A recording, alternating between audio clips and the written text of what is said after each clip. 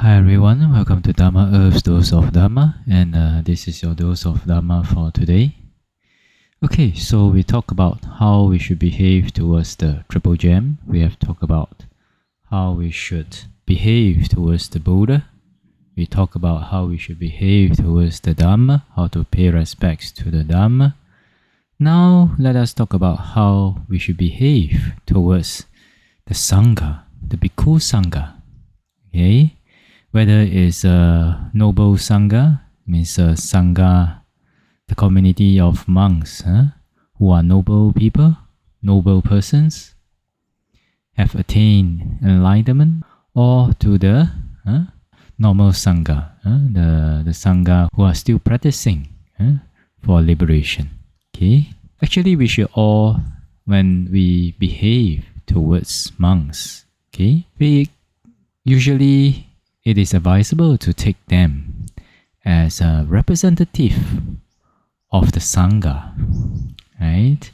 The Buddha says in the Samyutta, I think it's in the Samyutta Nikaya, it says that to put your faith on the Dhamma and not on any particular person, because that person, if that person still has defilements, then they may do something that does not meet with your expectation, which is not in accordance with which may not be in accordance with the laws of nature, because him being still a normal person, an unenlightened being. So they may make some mistakes, and if they make some mistakes or they behave in some ways that do not meet your unrealistic expectations, then you may lose your faith towards the Sangha because of this, right?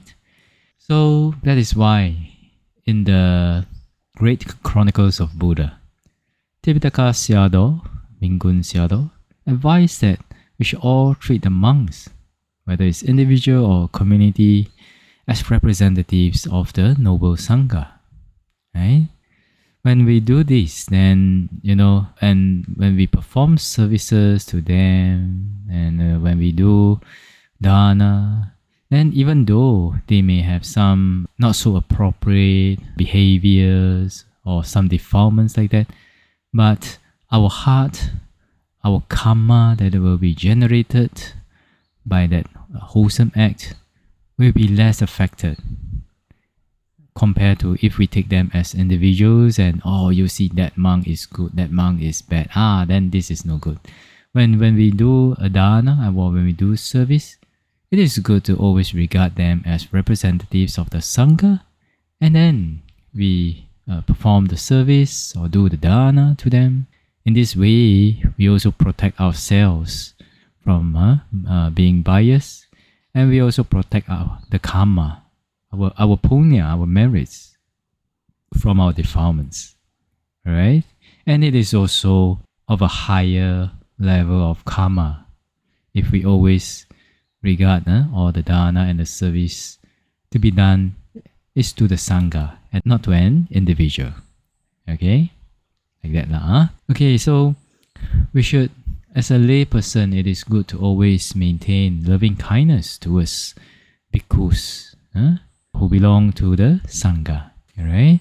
So when the laity show loving kindness towards the Sangha, and then if they support the Sangha with their requisites, their needs, then in return, usually in the perfect world scenario, then the Sangha will teach the lay people the Dhamma, in order for the lay people to be able to let go of suffering and also to achieve prosperity, right?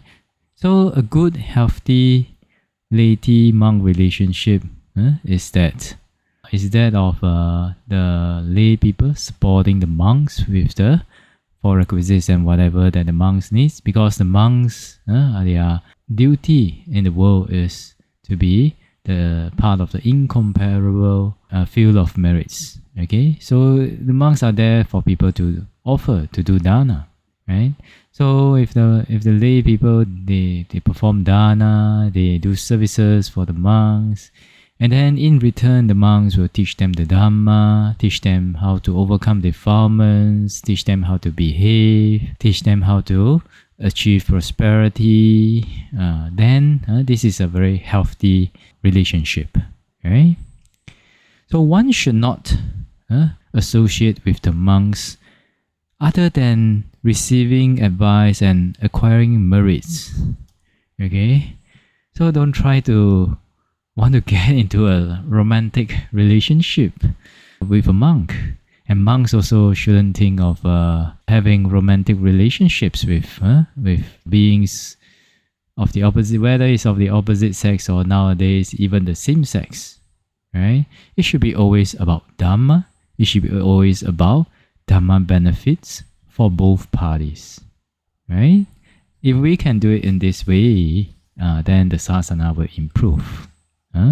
Monks can maintain their life and continue to practice, upgrade their Dhamma, and in return teach the Dhamma to the laity.